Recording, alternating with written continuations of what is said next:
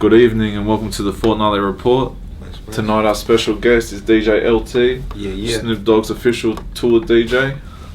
Welcome to the show. Man, what's up, man? No problem. Thanks for having me, man. Appreciate y'all having me here, man. So you've been around the world, you've seen all the continents. Yeah, man. We have to offer. What would be your favorite? My favorite right now, man, actually Africa, man. I went to South Africa and that shit was just dope, man. It was an experience that you gotta have and hold on. Yo. Alright, let's do it one more time. Yes, you said what? I can just answer the question, right? Answer Africa. Africa, man. Yeah, right now, man, my favorite continent is probably like Africa, man. It was just an experience for me, man. You got to do it as an African American. You got to go to Africa one time, and then the spot I went to, South Africa, was like it wasn't what I expected. You know what I mean? It was just a plethora of people, man. It was like different races. It was very diverse, man. Bad women, you know. It was dope, man. I love it. The whole package. Pure unadulterated. Pure unadulterated. Second best though would be Australia. Now I always tell people that Australia, Canada. My first time ever on an airplane was to Australia in 2003. Well, not on an airplane, but overseas on an airplane. It was Australia in 2003. We did a tour with Corrupt, the Loonies, Drew Down. We came out here, man. We did a whole 2-week tour for some guys from LA bought us out, man, and you know that was my first time overseas. I never seen no cat driving on the wrong side of the street, none of that shit. So it blew my mind, man. And so Australia was your first experience out of America. Did it blow your mind? Did it live up to the expectations that you thought it would? Man, I didn't really expect nothing, man. Like I said, I never been out here before, so when I came out here, you know, I didn't know what to expect or whatever. But like I said, it was dope how the people were interacting. Back then, man, you know, hip hop it wasn't coming out here like it's coming now. The internet wasn't going like it was back then. There wasn't no access to music. So it was like when we came out here, they hadn't seen these acts before, you know what I mean? Like I think it was Corrupt first time in Australia and you know, it was our first time coming to places like this. So, you know, the way people received this, man, and the way, you know, the hip hop community and cats that I met, like Fortay, all these other motherfuckers out here, Jack the Rappers, and all kind of cats, man. All around the world. Yeah, through Australia, man, I met, and cool dudes that do what we do, with just on the other side of the world, smoke weed and, you know, get fucked up. I know you had to be around some crazy after parties. You got to give me, I know you've been to Playboy Mansion. Oh yeah, I know you've been everywhere. What's the spot? Man, it's the spot, man. The best club, the best club I think we got a consensus on right now is it was, what was that? The VIP room in on the Red Sea. France. No. In Lebanon. What's the name of that? Oh God. Sky Bar. Sky Bar on the Red Sea in Lebanon. That was the I heard they party. utmost craziest. Yeah, that's probably the craziest. And what sets that? What's the standard for that? Like, oh, it was just crazy, man. First off, we was in Lebanon, you know what I mean? So, you know, you gotta take everything goes to another level once you're in, you know, a country like that. And then, you know, it was just exciting, man. They had fireworks and shit going off. Like I said, it was a beach on the Red Sea on a rooftop somewhere, man. It was. they do it big. Yeah, that was back when that Black Eyed Peas song, I Got a Feeling, was hot. Set the club the fuck off. That's hectic. But yeah, man. So you've had a chance to work with a lot of artists from around the world.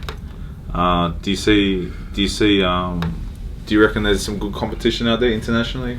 Hell yeah, man. Hell yeah. I mean, shit. Like I said, man, one thing about traveling, and you understand that people are the same everywhere. You know what I'm saying? We were just talking about it before this shit. You know what I mean? Like, you know, they call it gutter rap out here, is what we would call gangster rap back home. It's called different shit, and it's made tweaked a little different, but it's all the same, man. I mean, if you got a cat rapping about where he's from and the shit that he goes through, usually that comes across bigger than anything. I mean, you know, cats that don't make it are cats that emulate people, emulate shit, you know, but when you can talk about something new, or not even new, just what you actually going through instead of yourself. You know what I mean? Look at Snoop, man. He wasn't trying to be fucking gangster. That's just what the fuck he was. He was just talking about what he did, and it intrigued people, made people like it. At the end of the day, keeping it real means being yourself. It doesn't mean being tough. You can be like you be square. Exactly. You can just have bitches and not be a rapper, and you know, look at Drake. I mean, you know, you ain't gotta be tough. That don't mean I hate when people say Drake ain't no real lyricist and all that, because at the end of the day, man, the motherfucker rap his ass off, but he just don't talk about the shit everybody want to hear. Yeah. But girls like to hear it, and that's right. Niggas who got bitches like to hear it. So you know, it's back in the day, it used to be like R&B rap, R&B and rap. Yeah. But now it's sort of it's like met halfway, and if it works, it works. It's about pleasing the people at the end That's of the day, man. Because at the end of the day, the people are the people who pay for the shit, who wanted to go to the concert, who want to be at the after parties, and you know they if they fuck with you, then you'll be successful. So you know it's about pleasing the people. If the people want to hear rapping R&B or rapping rock or fucking dubstep, then you should be able to adjust to that if you call yourself a real artist out there. Because at the end of the day, it's entertainment, and if the people aren't entertained, then stick to your bedroom. This shit ain't working. That's right. You know what I'm saying? But yeah, man, you know it's cool. Like I said, man, fucking with Fort. Fucking with all the cats that you've been out here, Cursor, Squeeze, man, all them dudes, man. You know, it's a big movement. I enjoy being a part of it. I love fucking with the Australian people, man. You know, like I said, man, I DJ for every motherfucker on the West Coast. You name them, I done it with them, man. And we've seen a lot of stuff with these dudes. And Australia is one of the most receptible places, you know, in the world that gives their love to artists, man. So keep that up, Australia, man. We appreciate that. We appreciate you taking the time to fuck with us in the first place, you know what I mean? Because without that, none of this would happen right now. Hey, man, it's about the fans, man. It's about fucking with the people, man. Not even just the fans, the regular people, man, that want to fuck around.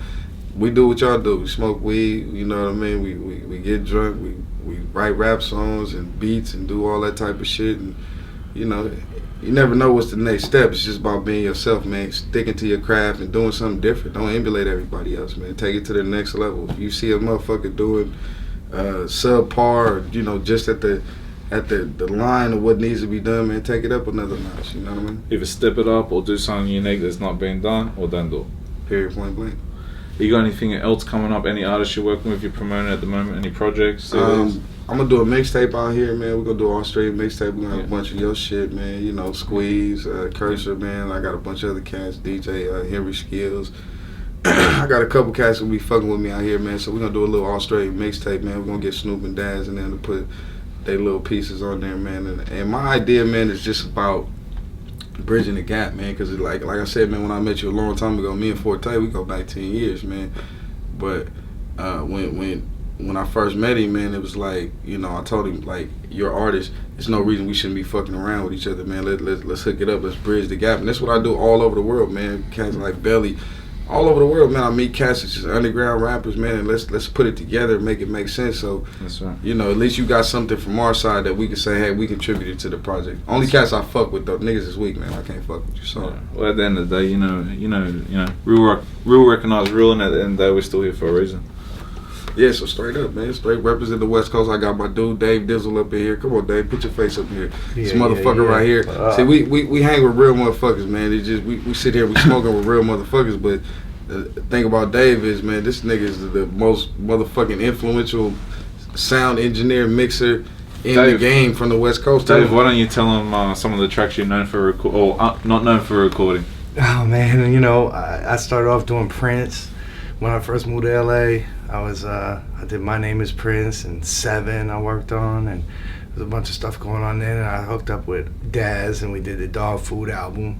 And through that, I met Snoop. We ended up doing Dog Father, and you know, all the rest of the albums that came after. And while I was doing that, you know, the Death Row Connection put me on with Tupac, and I ended up mixing, most of the album on All Eyes on Me. And you recorded Tupac fresh out of jail. Right out of jail, man. He came in, he did I Ain't Mad At You and Ambitions as a Writer the first night out of jail. Daz threw up that beat and we put it down, and you know, that was a hell of an experience to see this guy come out of jail just like on fire. He had fire in his ass. He was ready to go, you know. So yeah, man, you know, there's been some good times in the past and some good times right now. Well, we still doing it on tour with Snoop all the way in Australia. This is probably one of my favorite places. And it rocks out here. Yeah, definitely. You're hearing it from the source right here on the Fortnightly Report. This is DJ LT. This is Dave Dizzle. We appreciate you guys coming down. It's all good, man. Sharing the knowledge, letting the people know, educating the Australian public for some of you that might not know. So this is the Fortnightly Report for another evening. Thank you for tuning in. Good night. Peace.